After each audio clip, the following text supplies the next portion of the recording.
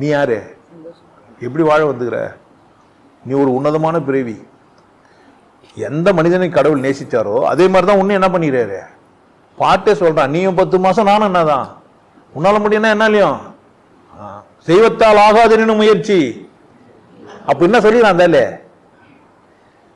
என்ன சொல்லிடுறான்? தெய்வத்தாலே செய்ய முடியா கூட என்ன பண்ண முடியும்? அந்த புக்கை பச்சு விட்டு என்ன சொல்லுங்கிறேன் என்கிட்ட வந்து.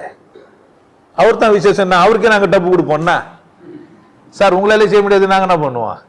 செய்வோம். யாருக்கிட்டே என்னன்னு அப்படி சொல்லுன்ற நான். ஐயா நீங்க என்ன கொண்டாடுறீங்க? நான் என்னை விட நீங்க நல்லா டான்ஸ் ஆனா எனக்கு சந்தோஷம் தெரியுமா உங்களுக்கு? தேடுவேன் நான். ஏன் நல்ல கதை இல்லையா? அந்த புள்ள இன்னும் ஆடினு போனா அப்படி பார்த்தேனே இருந்தேன். அந்த புள்ள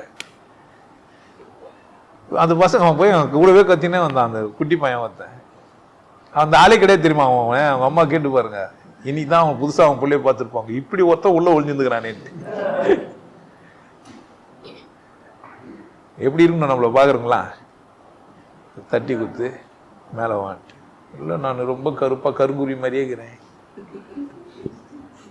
பாட்டு கொக்கு நிறம் பூத்து வரும், குயிலி நிறம் வாய்த்து வரும், எத்திக்கும் கொண்டாடும் என்பனால்னு ஒருத்தன் எழுதுறான். நல்லா இருக்கும் இல்லை? தங்கத்தை அறுக்கிறதுக்கு எதை தான் வச்சிருப்பான்னு நினைக்கிறீங்க? தங்கத்தை அறுக்கிறதுக்கு அறம் இரும்புல தான் இருக்கும். அப்போ எதுக்கு வேல்யூ அதிகம்? தங்கம் தான் விலை அதிகம் வேல்யூன்னு நினைச்சிக்கிறீங்க. பூட்டி அதில் செஞ்சீங்க. தங்கத்தை காப்பாற்றுற பெட்டி அதில் செஞ்சுக்கிறான்.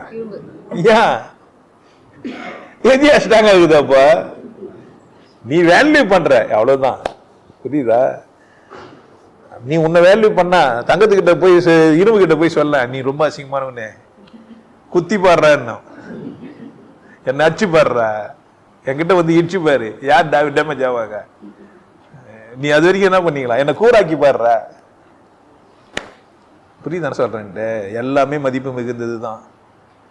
நீங்க தங்க மட்டும் தான் மதிப்பு மிகுதுன்னு நினைச்சிருந்தா யார் தப்பு? முத்து பவளம் மாணிக்கத்தை சாப்பிட முடியாது, அதை தான் சாப்பிட முடியும்.